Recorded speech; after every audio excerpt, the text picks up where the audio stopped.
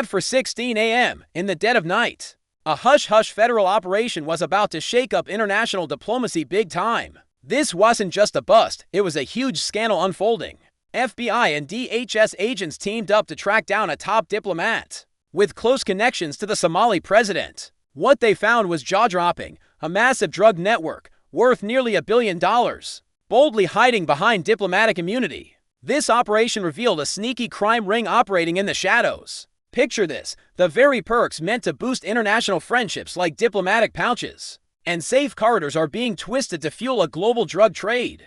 Investigators began to piece together a complex puzzle of financial records, a web of shell companies and secret ledgers. They discovered how this vast network exploited diplomatic channels to move huge quantities of drugs across continents, from Asia to Europe and into North America, all while hiding in plain sight.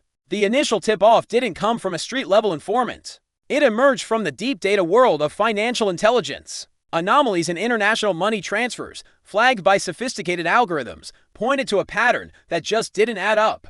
We're talking about millions of dollars flowing through accounts linked to diplomatic missions, disguised as operational funds or development aid. This financial trail was the first thread that, when pulled, began to unravel the entire tapestry of deceit. It led investigators down a rabbit hole of offshore accounts and phantom corporations, meticulously designed to launder the immense profits from this illicit trade. But financial data alone wasn't enough. The scale of this network required a level of intelligence gathering and strategic coordination that only a major global power could muster. This is where the crucial, often unseen, role of the U.S. military came into play.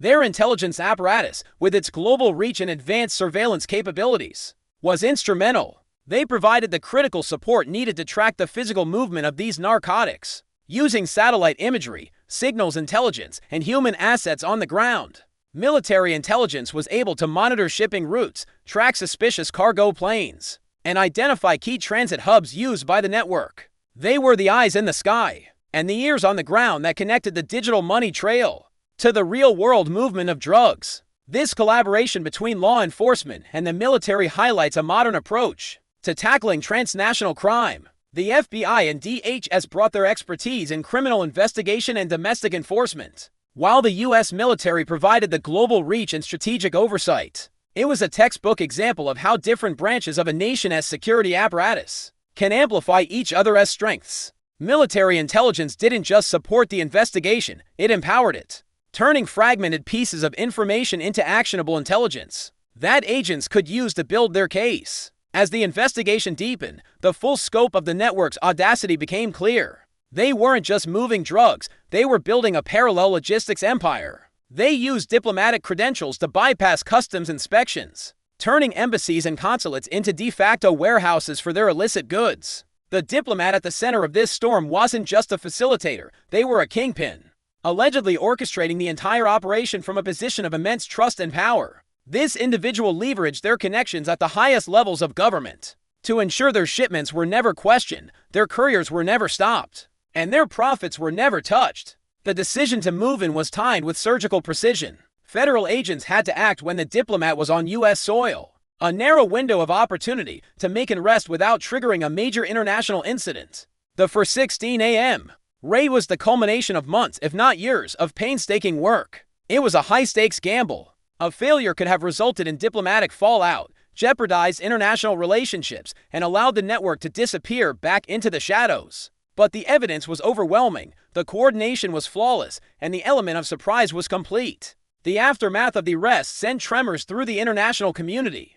The Somali government was immediately thrown into a crisis, facing questions about corruption at its highest levels. How could a diplomat, entrusted to represent their nation, be at the heart of such a massive criminal enterprise? This case exposed the terrifying vulnerability of the diplomatic system itself, a system built on trust and mutual respect among nations. It served as a stark reminder that power, especially unchecked power, can be a potent tool for corruption. Furthermore, the operation demonstrated the strategic importance of U.S. military pressure on a global scale. As the investigation progressed, the military used its influence to quietly close down known trafficking routes. They worked with allied nations to increase naval patrols in key shipping lanes, enhance surveillance of suspect airfields, and shared intelligence that led to seizures in other parts of the world. This proactive pressure disrupted the network's operations long before the final arrests were made. It squeezed their supply lines, increased their costs, and forced them to take greater risks, which in turn created more opportunities for investigators to gather evidence.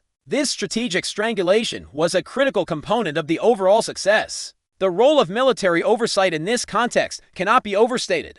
In an era of complex global threats, the lines between criminal activity and national security are increasingly blurred. A billion-dollar drug network isn't just a law enforcement problem, it's a national security threat. The profits from such an operation can be used to fund terrorism, to stabilize governments, and fuel regional conflicts. The U.S. military's involvement ensures that these broader strategic implications are never overlooked. Their oversight provides a comprehensive view of the threat, allowing for a more holistic and effective response. This investigation is a powerful testament to American resolve. It sends a clear message to criminal organizations around the world: no one is beyond reach. Diplomatic immunity is not a free pass for criminal activity. The United States and its allies will use every tool at their disposal, from financial tracking and law enforcement to military intelligence and strategic pressure, to dismantle these networks and hold those responsible accountable, no matter how powerful or well-connected they may be. For the agents at the FBI and DHS, this was more than just a case. It was a mission to uphold the rule of law on an international stage. For the intelligence analysts and strategic planners within the U.S. military, it was a demonstration of their vital role in protecting national security in the 21st century. And for the public, it is a chilling but necessary look into the dark underbelly of power, and a reassuring display of the commitment to bringing it into the light. The story of this silent raid at 4:16 a.m. will be studied for years to come, not just as a successful law enforcement operation, a key moment in the global battle against organized crime. Thanks for tuning in. More updates are on the way. The full impact of this situation is still unfolding. If you found this breakdown helpful, give that like button a tap.